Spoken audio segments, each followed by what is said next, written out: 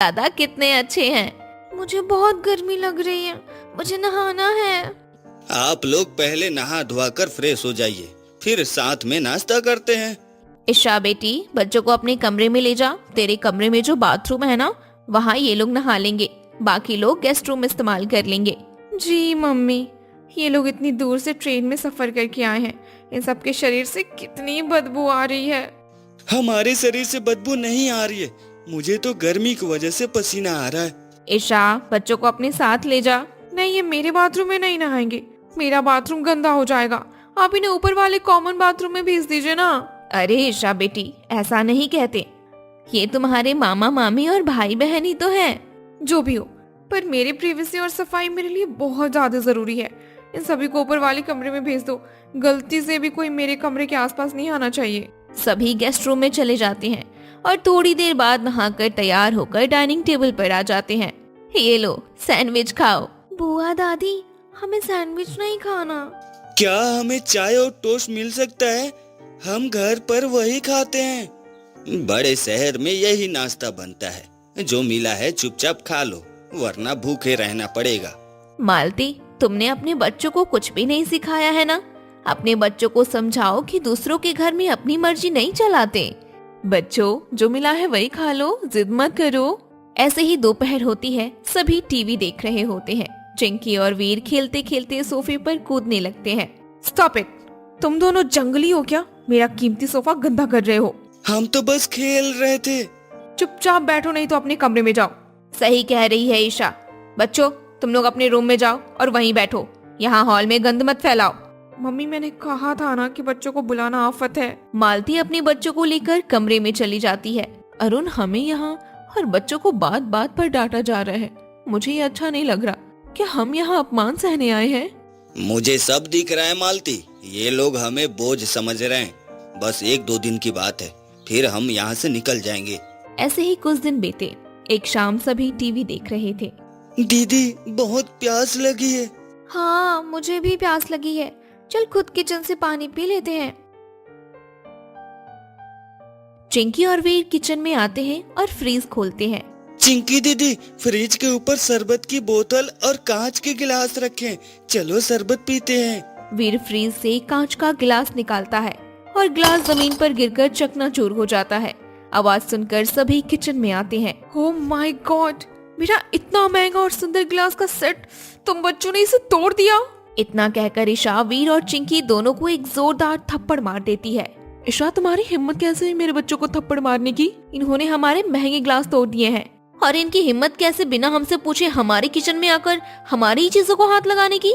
वो बच्चे हैं, गलती से गिर गया होगा, पर तुम इतने छोटे बच्चे पर हाथ कैसे उठा सकती हो? मालती, तुम्हारे बच्चे मेहमानों के घर में ऐसे ही तोड़फोड़ करते हैं क्या? ईशा ने सही किया, इससे इन्हें तमीज आएगी। बस बहुत हो गया बुआ, हम यहाँ थप्पड़ खाने नहीं आए थे। मालती, पैकिंग करो, हम इसी वक्त यहाँ से जा रहे हैं। अरुण और पूरा परिवार टैक्सी में बैठकर रेलवे स्टेशन पहुंचते हैं।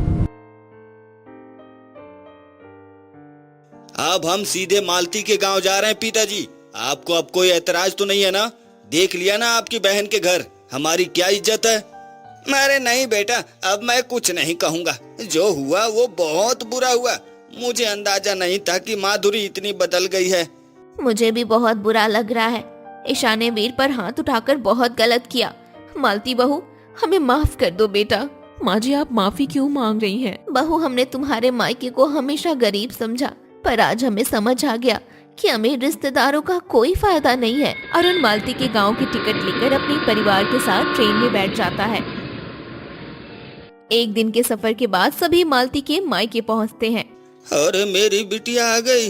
ममता, ओ ममता, अरे जल्दी बाहर आ। अरे देख तो कौन आया है। ममता आरती की थाली लेकर दौड़ती हुई आती है। मेरी आंखें तरस गई थी तुम सबको देखने के लिए। दामाद जी, समधी जी, समधन जी, आप सबका हमारे इस गरीब खाने में स्वागत है। ममता सबकी आरती उतारती है। पूरा परिवार घर के अंदर आता है। तभी अचानक बिजली चली जाती है। अरे रे रे, ये गांव की बिजली भी ना अभी जानी थी। ए जी, हाथ पंखा से हवा कीजिए ना, वरना सबको गर्मी लगने लगेगी।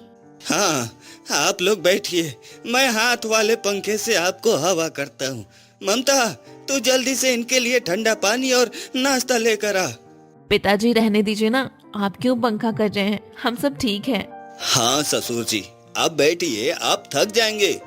दामाद जी, आप सालों बाद हमारे घर आए, आपको हम लोग कैसे कोई तकलीफ दे सकते हैं। आप बैठिए, मुझे सेवा करने दीजिए। हरीलाल हाथ पंखे से हवा करने लगता है। थोड़ी देर में बिजली वापस आ जाती है। तभी ममता रसोई से ताजे कटे हुए तरबूज, आम का शरबत और नाश्ता लेकर आती है। ये ताजा फल हमारे गांव के बगीचे के हैं और ये पकौड़े खाइए, शुद्ध सरसों के तेल में बने हैं। बच्चों, तुम लोग भी खाओ पियो आराम से। वाह नानी, ये शरबत तो बहुत टेस्टी है। मुंबई में तो हमें सिर्फ कड़वा जूस मिलता था। और ये पकोड़े, ये तो मम्मी के हाथ जैसे यम्मी है। सभी नाश्ता करते हैं। नाश्ते के बाद ममता सबको एक कमरे में ले जाती है। देखिए, हमारे पास तो एक ही बड़ा कमरा है। हमने इसमें साफ गद्दे और चादरें बिछा दी हैं। आप सब यहाँ आराम कर लीजिए। मालती, तू भी आराम कर ले, तब तक रात के खाने की तैयारी करती हूँ मैं। चिंकी और वीर तुरंत बिस्तर पर लेट जाते हैं। सकती थी, शादी को अभी कुछ ही दिन हुए हैं, इतनी जल्दी खुद को थकाने की क्या जरूरत है। देखो, मैं चाहता हूँ कि तुम अभी इन सब कामों से थोड़ा अलग ही रहो। आरव, अगर मैं अभी से अलग रहूंगी तो घर का हिस्सा कैसे बनूंगी। मुझे काम से परेशानी नहीं है, मुझे बस अपनापन चाहिए। आरव कुछ पल के लिए चुप हो जाता है और उसकी आंखों में सम्मान दिखता है।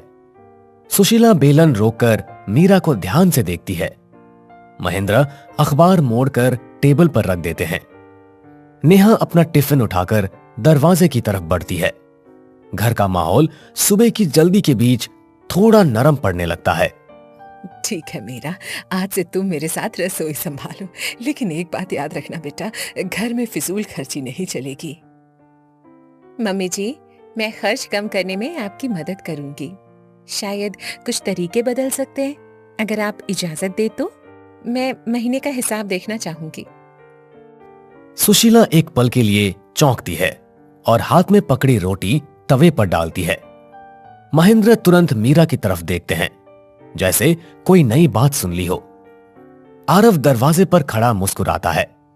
नेहा बाहर निकलते निकलते रुक जाती है और पीछे मुड़कर देखती है। मीरा शांत खड़ी है, लेकिन उसकी आंखों में आत्मविश्वास साफ दिख रहा है। घर के इस छोटे से किचन में पहली बार ऐसा लग रहा है कि कोई बदलाव शुरू होने वाला है। अब बात सिर्फ एडजस्टमेंट की नहीं है, बल्कि सोच बदलने की भी है।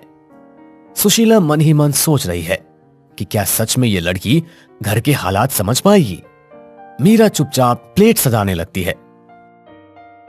शाम के करीब 7 बज रहे हैं।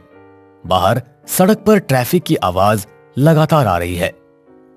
हॉल में ट्यूबलाइट जल रही है और डाइनिंग टेबल पर कुछ कागज फैले हुए हैं। महेंद्र कैलकुलेटर हाथ में लिए बैठे हैं और उंगलियों से बटन दबा रहे हैं। सुशीला पास में कुर्सी पर बैठी है और किराने की लिस्ट देख रही है। नेहा ऑफिस से लौटकर बैग सोफे पर रखती है और थकी हुई सी बैठ जाती है। मीरा पानी के गिलास ट्रे में लेकर आती है और टेबल पर रखती है और धीरे से कुर्सी पर बैठ जाती है। फिर महेंद्र सुशीला को लिस्ट दिखाते हुए कहते हैं, अरे सुशीला, इस महीने फिर से 5,000 की कमी रह गई। बिजली का बिल बढ़ गया है और दवा का खर्चा भी। पेंशन से अब घर संभालना मुश्किल हो रहा है। हर महीने यही हिसाब दोहराना पड़ता है। मैं तो पहले ही कहती थी, थोड़ा हाथ खींच कर चलो। छोटी छोटी बचत ही बड़ा सहारा बनती है, लेकिन खर्च रुकता ही नहीं। मीरा चुपचाप कागजों की तरफ देखती है और उंगलियों से लिस्ट सीधी करती है। वो कैलकुलेटर की तरफ झुककर नंबर देखती है। महेंद्र हल्की सांस छोड़ते हुए कुर्सी पर पीछे टिक जाते हैं। नेहा पानी का गिलास उठाकर एक घूंट लेती है और मोबाइल साइड में रख देती है।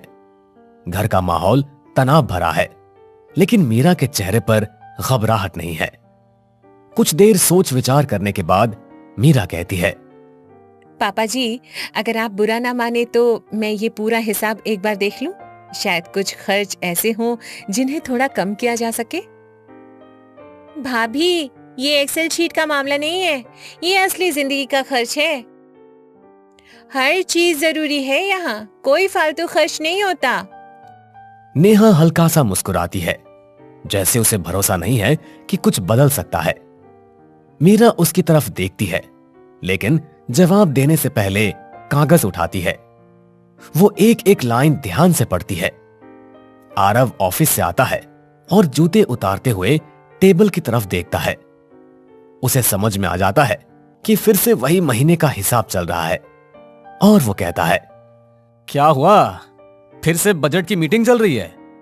लगता है इस महीने भी जोड़ घटाव ही रहेगा। इसका कोई हल निकलता क्यों नहीं? हल है, लेकिन थोड़ा तरीका बदलना पड़ेगा। अगर हम ऑनलाइन ग्रोसरी लें और बिजली के प्लान को बदल दें, तो हर महीने 2 से 3 हजार बच सकते हैं। आरव रुककर मीरा की तरफ देखता है, जैसे उसे उम्मीद की किरण दिखी हो। महेश चश्मा ठीक करते हैं और ध्यान से सुनते हैं। सुशीला कुर्सी पर बैठी थोड़ा आगे झुक जाती है। नेहा हाथ बांधकर खड़ी हो जाती है, जैसे परख रही हो। मीरा मोबाइल निकालती है और कुछ प्लान दिखाने लगती है। फिर महेंद्र कहते हैं, तुम्हें इन सब का अनुभव है? ये सब इतना आसान नहीं होता। कई बार सस्ता दिखता है, लेकिन बाद में महंगा पड़ता है। मैं पहले एक कंपनी में अकाउंट संभालती थी। खर्च कम करना ही मेरा काम था। घर छोटा हो या बड़ा, हिसाब का तरीका एक ही होता है। मीरा की बातों में दम था।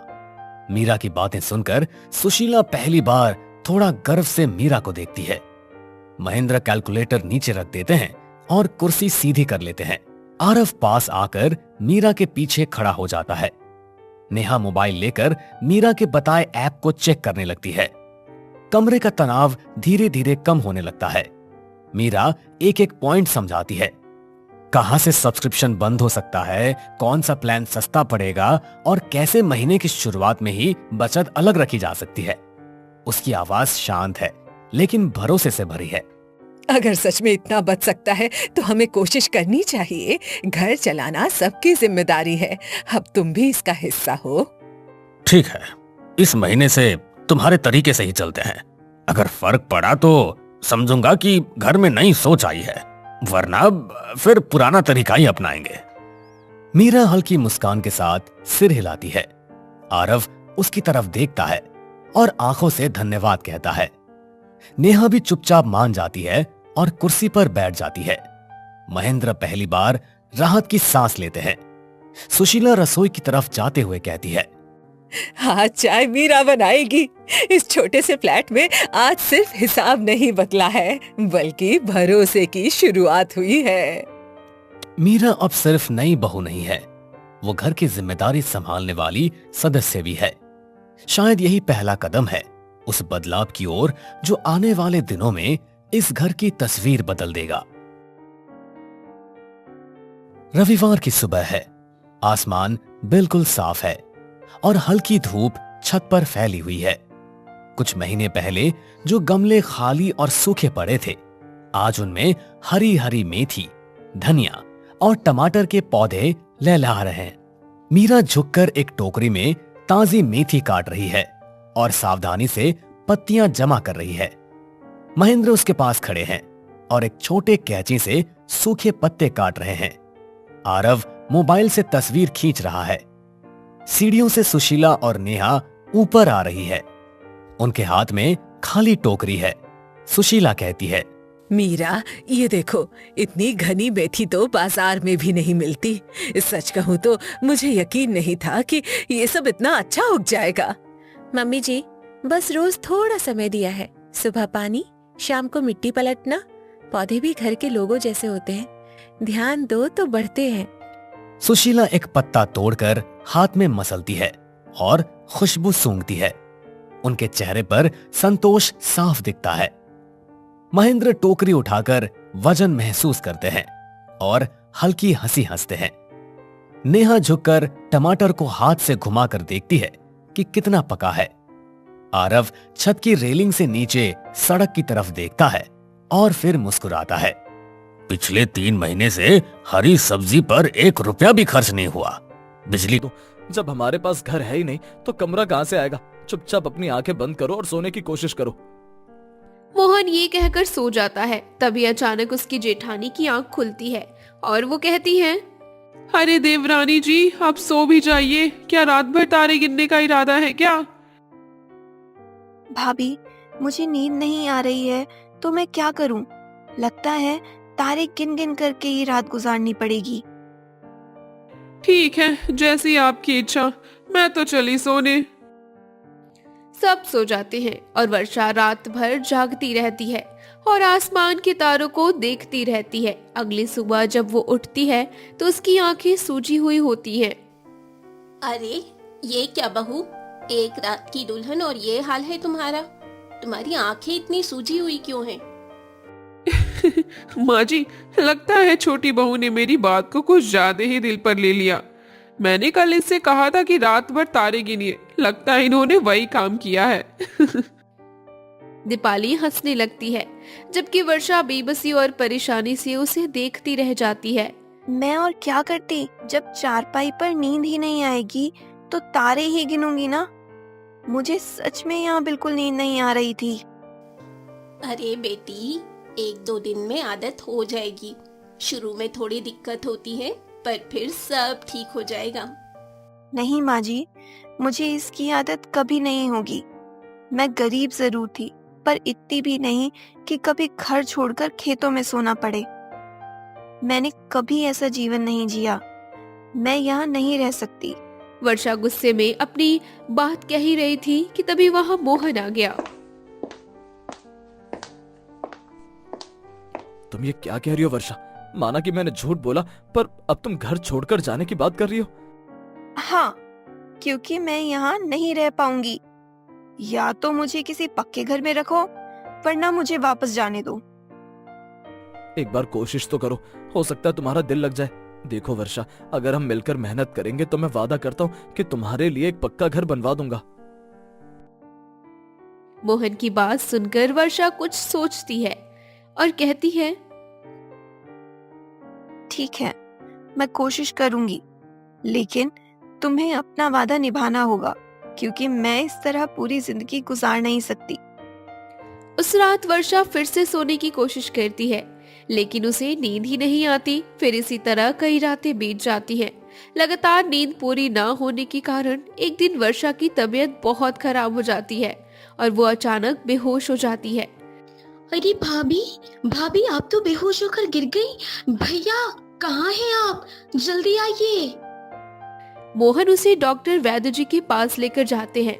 जब वो वर्षा की जांच करते हैं, उसके बाद वो कहते हैं, मोहन, तुम्हारी पत्नी की हालत इसलिए खराब हुई है क्योंकि उसकी नींद पूरी नहीं हो रही है। जब इंसान सो नहीं पाता तो उसका शरीर साथ छोड़ने लगता है। तुम कोशिश करो कि यह अपनी नींद पूरी करे, वरना यह बीमारी कोई और रंग भी ले सकती है। मोहन वैद्य जी की बात सुनकर घर आता है। तभी उसकी माँ पूछती है, बेटा, बहू को क्या हो गया? क्या वो बहुत कमजोर है? कुछ खाती पीती नहीं है, इसीलिए बेहोश हो गई है क्या? नहीं माँ, असल में वैद्य जी ने कहा है कि इसकी नींद पूरी नहीं हो रही है। रातों को न सो पाने की वजह से इसकी तबीयत इतनी खराब हुई है। मोहन अपनी माँ और भाभी को सारी बात बताता है। तब दीपाली कहती है, अब ऐसा भी क्या है कि नींद ही पूरी नहीं हो रही? ये तो सरासर नखरेबाजी है। मुझे देखो, जब मैं शादी होकर यहाँ आई थी ना, तब मुझे भी कुछ नहीं पता था। मैं भी तो यही रहती हूँ। मैंने भी तो सब कहा, फिर भी मैं बीमार क्यों नहीं पड़ी? मैं तो कहती हूँ ये सब नई दुल्हन के नाटक और ड्रामे हैं। अभी जेठानी की बात सुनकर वर्षा हैरान रह जाती है और कहती है, भाभी, आपको ये ड्रामा लग रहा है? मैं कोई नाटक नहीं कर रही हूँ। मैं तो पूरी कोशिश कर रही हूँ कि मैं आप लोगों के इस माहौल में ढल जाऊं। शाबाश बेटी, तुम चिंता मत करो। 1-2 दिन की बात है, फिर तुम्हें नींद आ जाएगी। तुम कोशिश करोगी तो तुम्हें यहाँ सब अच्छा लगने लगेगा। सब लोग वर्षा का बहुत ख्याल रखते हैं। जब सब चले जाते हैं तब वर्षा चारपाई पर लेटी हुई सोचने लगती है। शायद सब ठीक कह रहे हैं। ये लोग मेरा कितना ख्याल रख रहे हैं। भले ही ये गरीब हैं, पर दिल के बुरे नहीं हैं। हाँ, मुझे एक कोशिश और करनी होगी। वो सोने की कोशिश करती है और कई रातों की थकान उस पर हावी हो जाती है और आखिरकार उसे गहरी नींद आ जाती है और सुबह उसकी आंख खुलती है। और जब सुबह उसकी आंख खुलती है तो वो खुद से कहती है, मैं कई दिनों से सोई नहीं थी, इसीलिए आज नींद आ गई है। वैसे वह कहावत सच ही है कि अगर नींद गहरी हो तो सूली पर भी आ जाती है। पर मैं भी सबके साथ खेतों पर काम करूंगी। यही सोचकर वो खेत के बीचों बीच पहुंच जाती है जहां उसके परिवार के सभी सदस्य खेती बाड़ी कर रहे थे। अरे बहू, तुम यहाँ क्यों आ गई? जाओ जाकर आराम करो, तुम्हारी तबीयत अभी ठीक नहीं है। माँ जी, असल में मैं अब ठीक हूँ। अब तो मेरे विवाह को भी कई दिन बीत चुके हैं, इसलिए मैं सोच रही हूँ कि अब से मैं भी खेतों पर आप लोगों का हाथ बटाऊं। क्या सच में तुम वाकई हमारे खेत में काम करोगी? माँ जी, क्या आप मुझे इस घर का सदस्य नहीं समझती? अरे नहीं नहीं, ऐसी बात नहीं है। मुझे तो बहुत खुशी होगी। चलो आओ, मैं तुम्हें सिखाती हूँ कि सब्जियाँ कैसे बोई जाती है और उन्हें कैसे तोड़ना है। परिवार के सभी लोग बड़े प्रेम से उसे काम सिखाने लगते हैं। तभी वहाँ गांव की दो औरतें आती हैं, जिन्हें देखकर वो बातें करने लगती हैं। अरे देखो, इसे देखकर लग ही नहीं रहा कि ये अभी 4 दिन की दुल्हन है। कैसे लोग हैं ये? एक तो नई दुल्हन को घर के बजाय खेत में ले आए।